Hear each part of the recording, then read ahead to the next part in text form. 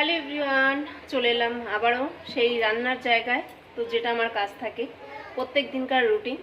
তো সকালবেলা সমস্ত কাজবাজ হয়ে গেছে, সকালে টিফিন খাওয়া হয়ে গেছে, তারপরে আমার রান্নাঘরটার এরকম অবস্থা।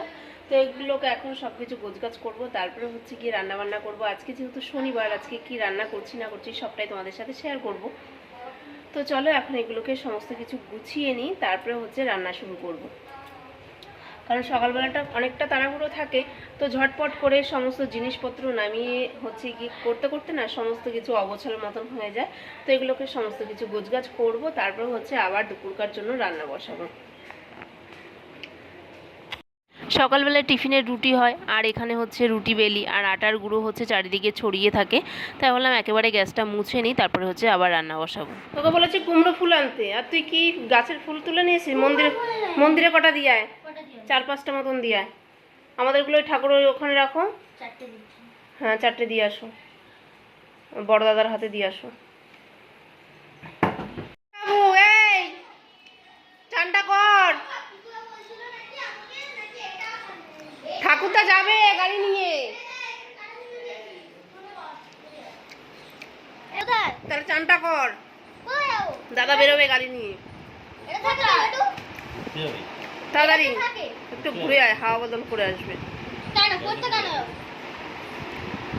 বাবার গার্লফ্রেন্ডকে আনতে যাবে, মানে তোমার মাতাজিকে আনতে যাবে।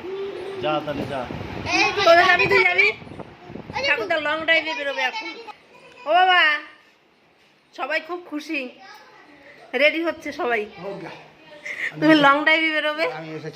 হ্যাঁ, এসে চান করবে? আস্তে আস্তে 2টো বাজবে কিন্তু, চান করে যাও। এই যে এখন তোজো তোমার পেছন ধরেছে, ঠাকুরদা লং ড্রাইভে যাবে তাই।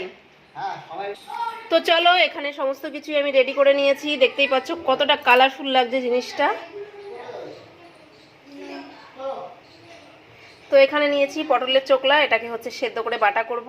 এটা গাছের কুমড়ো ফুল ফুটেছে, এটা হচ্ছে কালকে ফুটেছিল, আজকে আর গাছে ফোটেনি। তো এটাকে করব বড়া। আর এখানে কাঁকরোল ভাজা হবে, বেগুন ভাজা, তার সাথে দই পটল হবে। তো আজকে যেহেতু শনিবার, তাই আজকে হবে এইগুলোই। তো এখানে আমার সমস্ত কিছু পরিষ্কার করে নিয়েছি, এখন হচ্ছে ঝটপট করে 2 দিকে রান্না বসাবো আর রান্নাটাকে সেরে নেব।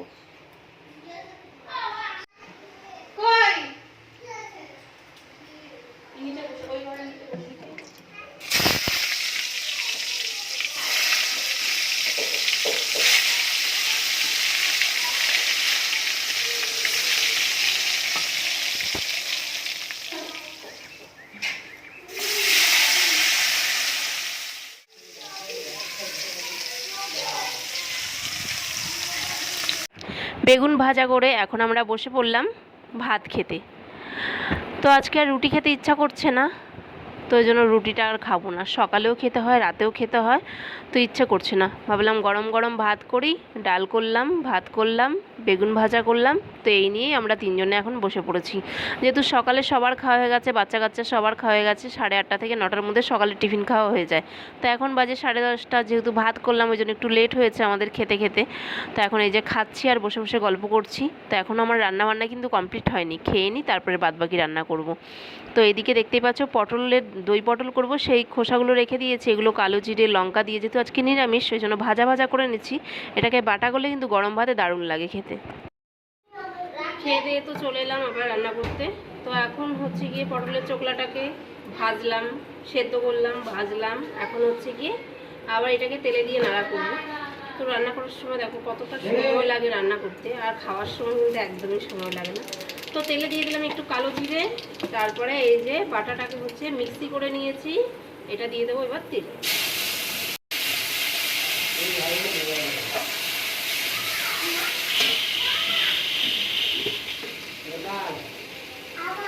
তো সামান্য একটু মিষ্টি দিয়ে দিলাম, মিষ্টি দিলে এত হাসি হচ্ছে সব পালাচ্ছে।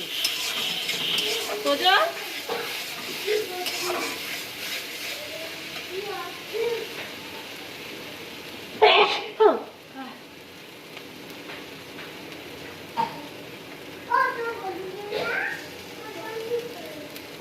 চলো এখন শুধু আর একটা পদ বাকি, দই পটলটা হয়ে গেলেই হয়ে যাবে আমার রান্না। পটলটাকে তো আমি আগে ভেজেই রেখেছি, আর এদিকে দই পটলের মশলা কষাচ্ছি। তো চলো, আমার হচ্ছে দই পটলের মশলা কষাই, আর হচ্ছে বাদবাকি কাজগুলোকে সেরে নিই। রান্না তো আমার কমপ্লিট হয়ে গেছে, আর বাদবাকি কাজগুলোও সারা হয়ে গেছে, সেগুলো আর তোমাদের সাথে শেয়ার করতে পারলাম না। তো চলো দেখাই তোমাদেরকে কি রান্না করলাম। এখানে করেছি আমড়া দিয়ে টকের ডাল, মটর ডাল, আর করেছি দই পটল, কাঁকরোল ভাজা, আর খাবার সময় হবে পাঁপড় ভাজা, আর ওই যে পটলের চোকলা বাটা। তো এই হচ্ছে রান্নাবান্না হয়ে গেছে। তো আবার যাব, একটু কাচাকুচি আছে সেগুলোকে সেরে নেব। আর তার মধ্যে দেখো আমার বিছানাটার কি অবস্থা। সকালবেলা একবার গোছানো হয়েছে, যেহেতু আজকে ছুটি আছে শনিবার, তাই এখন গান নিয়ে বসেছে।